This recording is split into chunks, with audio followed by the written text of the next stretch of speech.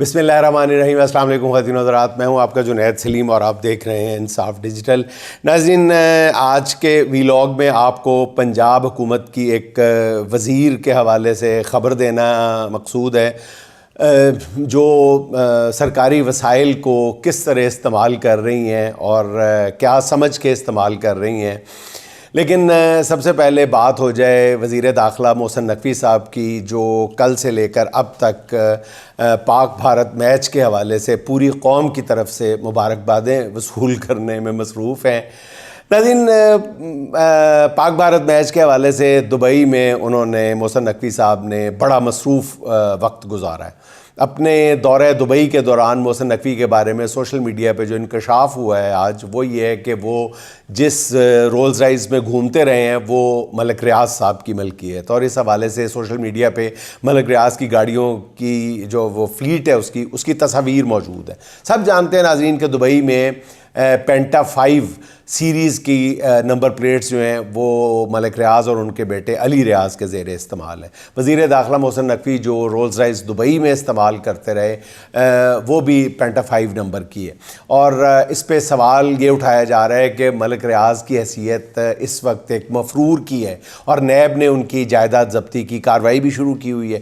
دوسری طرف ملک صاحب جو ہیں وہ اس وقت ان کو جو ملنے بندہ پہنچا ہوا ہے وہ ملک کا وزیر داخلہ ہے، جو آبویسلی مبینہ طور پر ایک مفرور کا نہ صرف مہمان بنا رہا بلکہ اس کی گاڑیاں بھی استعمال کرتا رہا۔ اور ناظرین، یہ سیدھا سیدھا مفادات کا ٹکراؤ ہے۔ اب محسن نقوی صاحب چاہیں تو سوشل میڈیا پہ چلنے والی گاڑیوں کی تصاویر اور ان کے ملک ریاض کی ملکیت کے دعوے کی نفی کر دیں، اور ان کو کرنی چاہیے، تصدیق کریں یا تردید کریں، لیکن اگر یہ تصاویر ٹھیک ہیں تو پھر قوم کے سامنے میرا خیال ان کو اپنے عمل کی وضاحت کرنی چاہیے۔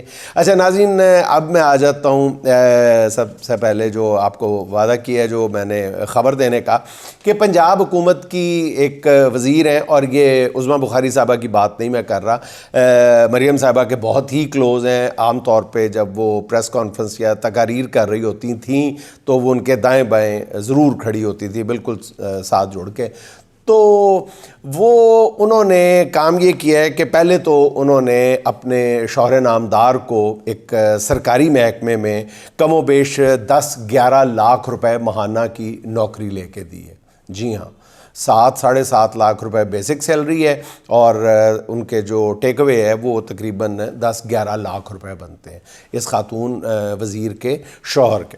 اور ان کی کوالیفیکیشن جہاں تک مجھے پتہ ہے وہ یہ ہے کہ یہ شروع میں صرف شہباز شریف صاحب کا جو ٹویٹر ہینڈل ہے وہ یہ دیکھتے تھے، ٹویٹر ہینڈل کو ہینڈل کرتے تھے، یہ ان کی کوالیفیکیشن تھی۔ پھر شہباز شریف صاحب جب پہلے وزیر اعظم بنے تھے تو انہوں نے ان کو ان کی خدمات کو ہائر کیا تھا، سروسز لی تھیں ان کی، اور ان کو نااہلی کی بنیاد پہ ہٹا دیا گیا تھا۔ اب وہی صاحب جو ہیں وہ اس وقت غالباً ان کو میرا خیال ہے کہ MP1 سکیل میں رکھا گیا تھا، جو سپیشل سکیل ہوتا ہے، تو خراب کارکردگی پہ ہٹا دیا گیا۔ اچھا، خبر یہ نہیں ہے کہ ان کے شوہر جو ہیں وہ اتنی تنخواہ، خبر یہ ہے کہ اب یہ جو خاتون وزیر ہیں یہ ایک اور نیازی کلین کے، ایک نیازی قبیلے کے ایک نوجوان کو اپنی منسٹری میں، اس بار اپنی منسٹری میں ایک نوکری دینا چاہتی ہیں، اور وہ شاید اگلے 2-4 دن کے اندر یہ فیصلہ ہو جائے، اور وہ بھی کنسلٹنٹ کے طور پہ، جو آبویسلی جس کی تنخواہ جو ہے وہ لاکھوں روپے میں ہوگی۔ جو شرائط ساری بنائی گئی ہیں وہ اسی نوجوان کو فٹ کرنے کے لیے بنائی گئی ہیں، اس نوکری کے معیار پر پورا اتارا گیا ہے۔ اب میری ان معروضات کے بعد اس کو ڈیلے کر دیا جائے تو میں کچھ کہہ نہیں سکتا۔ بہرحال اخبار میں اشتہار شائع ہو چکا ہے، ان کو نوکری دینے کی پوری تیاری کی جا چکی ہے، اب آگے کیا بنتا ہے میں کچھ نہیں کہہ سکتا۔ اچھا ناظرین، انسانی زندگی کا یہی ایک المیہ ہے کہ ہم جن سے رہنمائی چاہتے ہیں نا، اکثر وہی ہماری راہ کھوٹی کرتے ہیں۔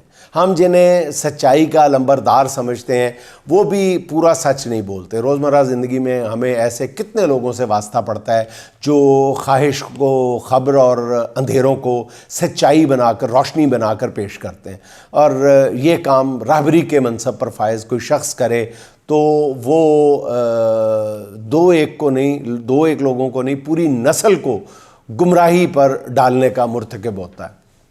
شیطان جب صاحبان علم کو بھٹکانے کی ٹھان لیتا ہے نا ناظرین، تو وہ ان کے دل و دماغ میں خبط عظمت کا بیج بونا شروع کر دیتا ہے۔ کبھی آپ غور فرمائیے گا کہ تم مہان ہو، تم عظیم ہو، پھر نفس کے پانی سے اس کی آبیاری کرتا ہے، اور جب یہ پودا اندر ہی اندر تناور درخت بن جاتا ہے تو بہت سے پھر صاحبان علم اس درخت کی ٹہنیوں سے جھولنے کی کوششوں میں ایسا گرتے ہیں کہ پھر ان کا علم اور رتبہ بھی انہیں اٹھانے کی سکت نہیں رکھتا۔ ہماری تاریخ ایسے کئی نابغوں کی کہانیوں سے اٹی پڑی ہے، بھری پڑی ہے۔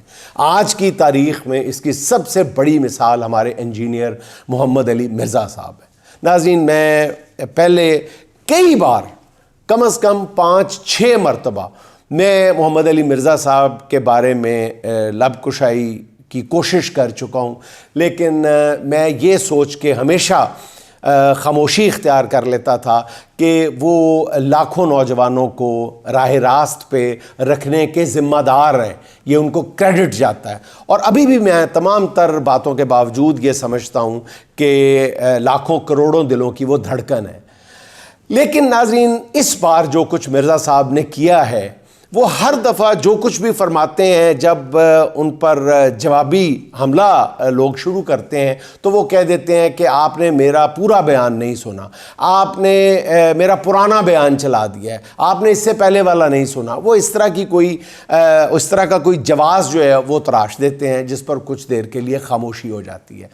ناظرین، مرزا صاحب نے مذہب کے نام پر شرک و بدعت کے کارخانے چلانے والوں پر بلا شبہ ایسی کاری ضرب لگائی کہ دیکھنے والے دیکھتے ہی رہ گئے۔ محمد علی مرزا صاحب نے مذہبی مغالطوں اور فکری منہ شگافیوں کے دلائل کے ذریعے یوں آپریشن کیا کہ روایتی جو مذہبی مکاتب فکر تھے ان کی بنیادیں ہلا کے رکھ دیں، اس میں کوئی شک کی بات نہیں۔ انجینئر صاحب نے جہالت کو فروغ دیتے ہوئے آستانوں اور تاریکی میں ڈوبی ہوئی خانقاہوں کو علم کے چراغ سے جلا کر، بالکل میں سوچ سمجھ گیا، علم کے چراغ سے جلا کر بھسم کر ڈالا۔ محمد علی مرزا اپنے شعبے میں بہت اچھا کام کر رہے تھے، مگر اچانک انہیں نہ جانے کیا ہوا، کیا سوجی کہ انہوں نے سیاست کے میدان میں دخل در معقولات شروع کر دیا، اور اس پہ ستم یہ کہ عمران خان کو تختہ مشق بنا لیا۔ پچھلے کچھ عرصے سے وہ تھوڑے وقفے کے بعد عمران خان کے خلاف باقاعدہ زہر اگلتے ہیں۔ پتہ نہیں اس معاملے میں بہت سے اداروں کی طرح، پتہ نہیں، اور بہت سے لوگوں کی طرح، بہت سی تنظیموں کی طرح وہ بھی مجبور ہیں، یا ان کی افتاد تباہی ایسی ہے۔ مطلب میں آج بھی یہ کہتے ہوئے میں بھاری دل کے ساتھ یہ کہہ رہا ہوں، اور سچی بات ہے کہ مجھے آج بھی اس بات کا کامل یقین ہے۔ دیکھیں، میں قسم تو نہیں کھا سکتا، لیکن میں اپنے یقین پہ تو قسم کھا سکتا ہوں نا، کہ میں اس بات پہ یقین رکھتا ہوں، میں حلفاً قسماً اس بات پہ یقین رکھتا ہوں کہ جو کچھ آج وہ فرما رہے ہیں پی ٹی آئی کے بارے میں، عمران خان کے بارے میں یہ یقین رکھتا ہوں کہ وہ ان کی دل کی آواز نہیں ہے، وہ ان کے قطعی طور پہ دل کی آواز نہیں ہے۔ اور اگر سرکار ان سے یہ کام کروا رہی ہے تو سرکار نہ تو اپنا کوئی پرپس سرو کر سکتی ہے، اور نہ ان سے اپنا پرپس سرو کروا سکتی ہے۔ میں سمجھتا ہوں کہ حکومت اگر یہ کسی دباؤ سے ان سے یہ کام کروا رہی ہے تو دو نقصان کر رہی ہے۔ ایک بہت بڑے عالم دین کو ضائع کر رہی ہے جن کی آواز نوجوان سنتے ہیں، اور دوسرا نقصان یہ کر رہی ہے کہ اس تمام تر ایکسرسائز کا کسی کو کوئی فائدہ نہیں ہوگا، کسی کو کوئی فائدہ نہیں ہوگا، نقصان ضرور ہوگا۔ نقصان کس کو ہوگا؟ حکومت کو، سرکار کو، اور خود مولانا کو، خود انجینئر صاحب کو نقصان ہوگا۔ ناظرین، مطلب اگر مجبوری والا آپشن جو ہے وہ زیر غور نہ لایا جائے تو اندازہ یہی ہے کہ وہ میاں نواز شریف کو سیاسی نجات دہندہ اور ان کی جماعت کو ترقی کا استعارہ سمجھتے ہیں. یہ میں ماننے کے لیے تیار نہیں ہوں. میرے ساتھ گفتگو میں وہ بہت کچھ کہہ چکے ہیں شریف خاندان کے بارے میں سچ بتا رہا ہوں. عمران خان کے بارے میں بھی وہ بہت زیادہ سافٹ کبھی بھی نہیں رہے. وہ اف اینڈ بٹ لگا کر عمران خان کی تعریف کیا کرتے تھے, لیکن اب وہ باقاعدہ نون لیگ کے ہمدرد نظر آتے ہیں, شریف خاندان کی تعریفیں کرتے ہوئے نظر آتے ہیں. تو پھر میں یہ سمجھنے پہ مجبور ہوں, اس بات پہ یقین کرنے پر مجبور ہوں کہ ان پر کوئی بہت ہی ناقابل برداشت حد تک دباؤ ہے جس کا وہ سامنا نہیں کر پا رہا.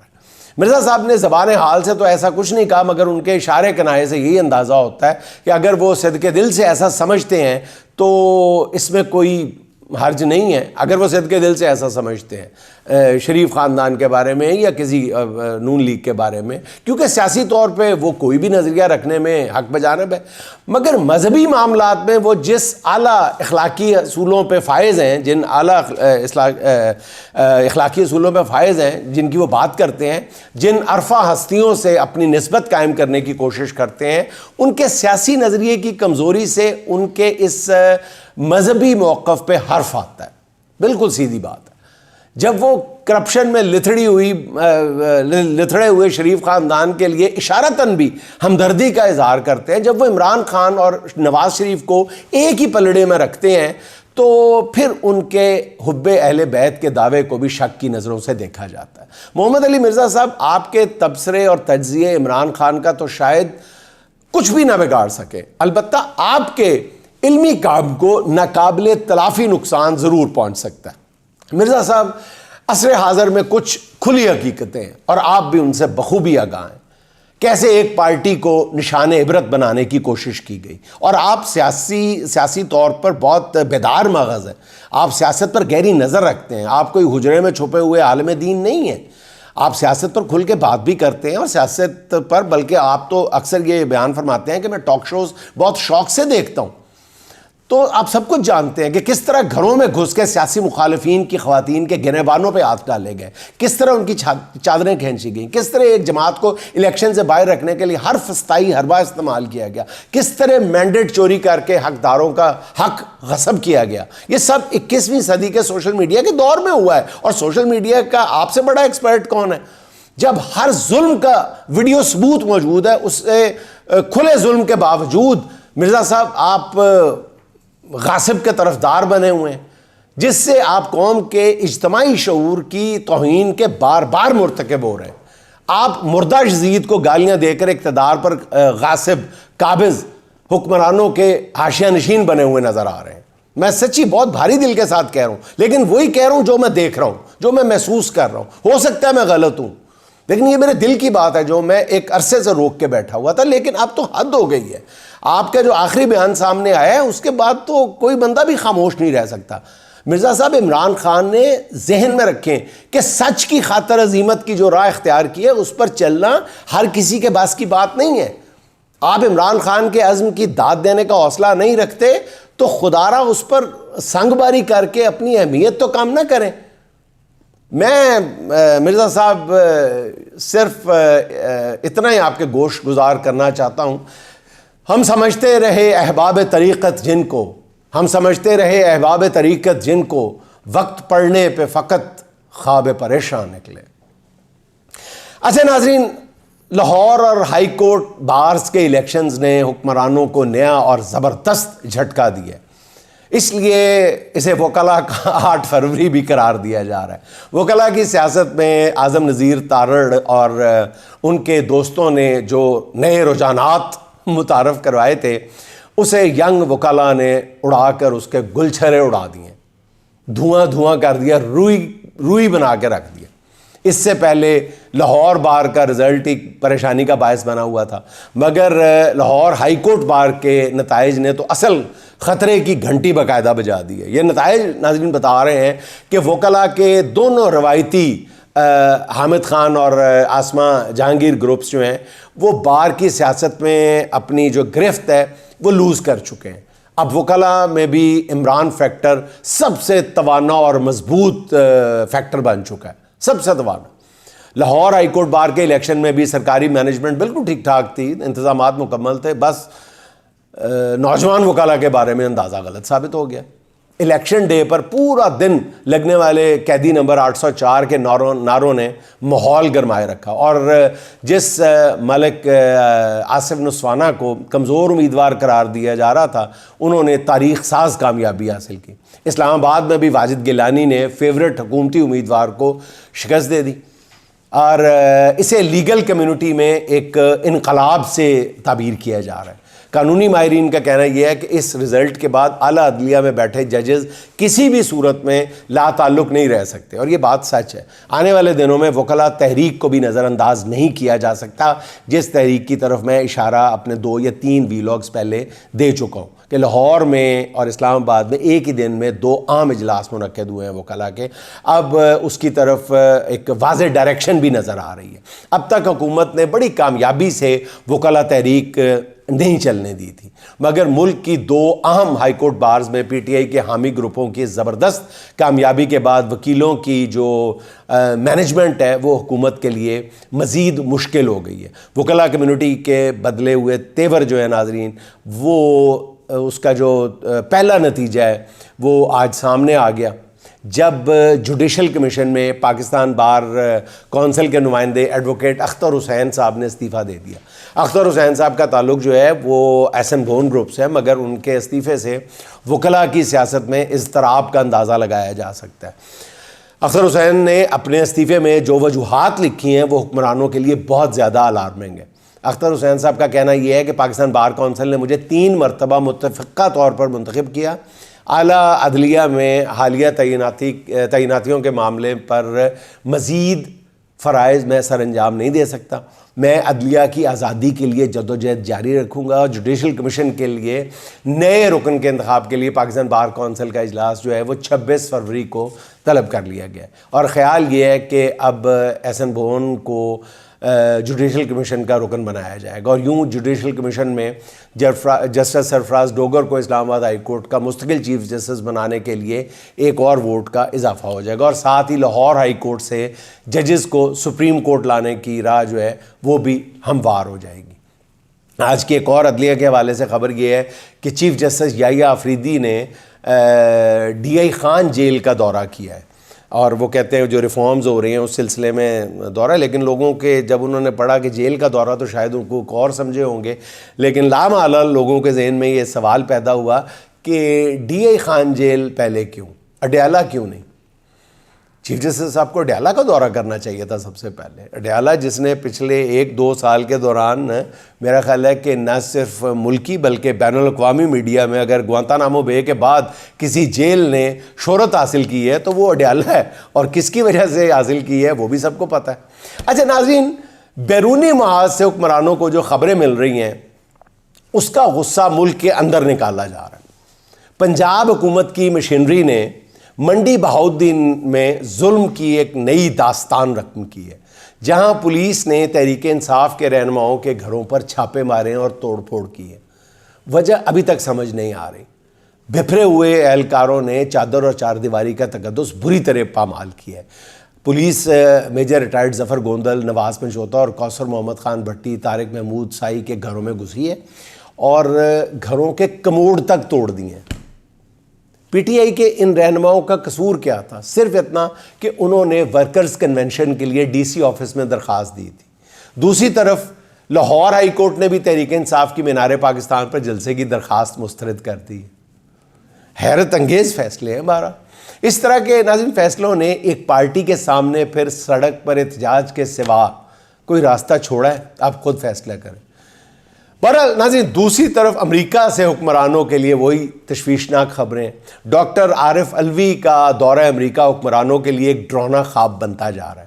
ذرائع کا کہنا یہ ہے کہ امریکہ میں اعلیٰ سطح پر ڈاکٹر عارف علوی کو پیغام دیا گیا ہے کہ اپریل میں امریکی وفد پاکستان آئے گا، اور امریکی صدر ٹرمپ کے حکم پر یہ وفد پاکستان آ کر عمران خان سے ملاقات کی درخواست کرے گا، اور یہی ملاقات حکومت کے لیے پریشانی کا باعث بنی ہوئی ہے۔ ملاقات کرائی گئی تو عمران خان جو تصویر اس وقت امریکی وفد کے سامنے رکھیں گے وہ حکمرانوں کے لیے مصیبت، اور اگر سرے سے ملاقات نہ کرائی گئی تو الگ سے نتائج بھگتنا پڑیں گے۔ تو امریکی ایوانوں میں ماحول کیا ہے اس کا درست اندازہ لگانے کے لیے ناظرین جو ولسن کی پچھلی 3 دن کی ٹویٹس پہ نظر رکھیں۔ آج کی ان کی ٹویٹ تو مکمل ایک پیغام ہے۔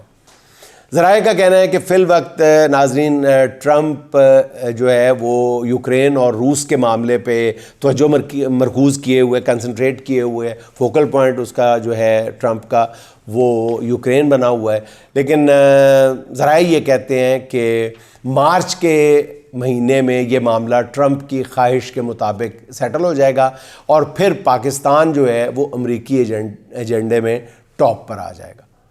ناظرین پاکستان کے تمام معاشی اور اقتصادی اشاریے جو ہیں وہ ڈاؤنورڈ ٹرینڈ کر رہے ہیں۔ اس معاشی حالت کو دیکھ کے ناظرین لامحالہ ذہن 2-2.5 سال پیچھے چلا جاتا ہے جب آپریشن رجیم چینج ہو رہا تھا اور عمران خان چیخ چیخ کر کہہ رہا تھا کہ یہ کرو گے تو ملک کی اقتصادی جو سٹرکچر ہے پورا وہ ہل کے رہ جائے گا۔ ہم نے بڑی محنت سے اس کو سنوارا ہے، اور آج جو کچھ ہو رہا ہے وہ اشتہارات کے بلبوتے پہ جو تصویر دکھائی جا رہی ہے وہ میں نہ مانوں کی ضد ہے۔ عمران خان بار بار خبردار کر رہا تھا اور ہٹنے کے بعد بھی کہتا رہا کہ ان سے معیشت نہیں سنبھلنی،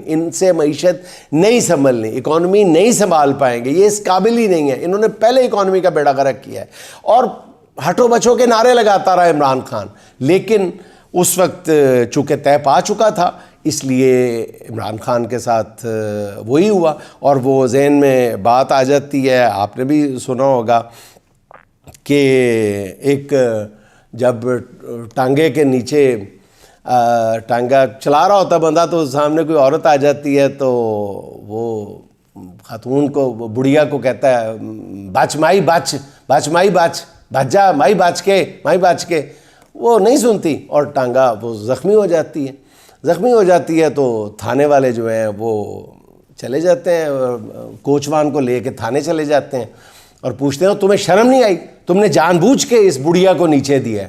تو وہاں بڑھیا بھی موجود ہوتی ہے تو وہ بیچارہ چپ کر جاتا ہے، ڈر کے، پولیس کے ڈر سے کیا بولے، وہ خاموشی اختیار کرتا ہے۔ تو وہ پھر بڑھیا کہتی ہے کہ اب بول، اب بولتے کیوں نہیں؟ اس وقت تو چیخ چیخ کے کہہ رہے تھے بچ مائی بچ ہن کو نہیں بولدا۔ تو ایگزیکٹلی وہی کیس ہے عمران خان والا بھی ناظرین، کہ خان صاحب کو بھی اس وقت چیخ چیخ کے بتا رہے تھے کہ بچ مائی بچ، لیکن لوگ سننے کے لیے تیار نہیں تھے اور نہ مائی خود سننے کے لیے تیار تھی۔ آج ناظرین اقتصادی حالت یہ ہے کہ حکومتی دعووں کے برعکس چینی اور تیل جیسی جو بنیادی خوردنی تیل کی بات کر رہے ہیں، بنیادی اشیاء ضروریہ جو ہے ان کی قیمتوں میں ہوش ربا اضافہ جاری ہے، مسلسل ہوتا جا رہا ہے، رکنے کا نام نہیں لے رہا۔ مگر اس سب کے باوجود صرف ناظرین پچھلے کئی دنوں سے ایک ویو ہے ان چیزوں کی، اشیاء خورد و نوش کی قیمتوں میں اضافے کے باوجود ایک سیکٹر ایسا تھا جو مسلسل گروتھ دکھا رہا تھا، جو کہہ رہے تھے وہ کون سا سیکٹر تھا؟ وہ تھا ناظرین آئی ٹی ایکسپورٹ کا، جو کہہ رہے تھے جی اس میں مسلسل اضافہ ہو رہا ہے، اور اس ترقی کا وہم بھی خود حکومتی رکن سینٹ انوشے رحمان صاحبہ نے کھول دیا، انہوں نے دور کر دیا یہ معاملہ۔ انہوں نے انکشاف کیا ہے کہ ٹیکسٹائل کمپنیاں 29% ٹیکس سے بچنے کے لیے اپنی ایکسپورٹس کو آئی ٹی سیکٹر کی ایکسپورٹ شو کر کے ترسیلات منگوا رہی ہیں۔ اندازہ کریں، حقیقت یہ ہے ناظرین کہ ہر ٹیکسٹائل کمپنی نے ایک چھوٹی سی آئی ٹی کمپنی بھی بنا رکھی ہے، اور اس طرح انڈر کور ٹیکسٹائل کی برآمدات آئی ٹی کے نام پر کی جاتی ہیں، کیونکہ I T industry tax free ہے اور یوں ٹیکسٹائل انڈسٹری ٹیکس سے بچ جاتی ہے۔ ظاہر ہے یہ کام ملی بھگت کے بغیر تو نہیں ہو سکتا۔ بہرحال آئی ٹی انڈسٹری کی گروتھ کا بھرم جو ہے وہ کھل گیا، اور آپ نے حکومتی زوما کو بھنگڑے ڈالتے ہوئے سنا ہوگا کہ آئی ٹی کی برآمدات میں ریکارڈ اضافہ ہوا ہے۔ ایسے ہوا تھا ناظرین وہ اضافہ۔ ناظرین آگے میں چلتے چلتے کومل جوئیہ صاحب کے 2 اشعار سن لیں۔ منسوب چراغوں سے طرفدار ہوا کے، منسوب چراغوں سے طرفدار ہوا کے، تم لوگ منافق ہو منافق بھی بلا کے، تم لوگ منافق ہو منافق بھی بلا کے۔ کیوں ضبط کی بنیاد ہلانے پہ تلا ہے، کیوں ضبط کی بنیاد ہلانے پہ تلا ہے، میں پھینک نہ دوں ہجر تجھے آگ لگا کے، میں پھینک نہ دوں ہجر تجھے آگ لگا کے، میں اپنے خد و خال ہی پہچان نہ پائی، میں اپنے خد و خال ہی پہچان نہ پائی، گزرا ہے یہاں وقت بڑی دھول اڑا کے، گزرا ہے یہاں وقت بڑی دھول اڑا کے۔ ناظرین خوش رہیں، خوش رکھیں، آپ سے ملاقات ہوگی انشاءاللہ اگلے ولاگ میں۔ اللہ حافظ۔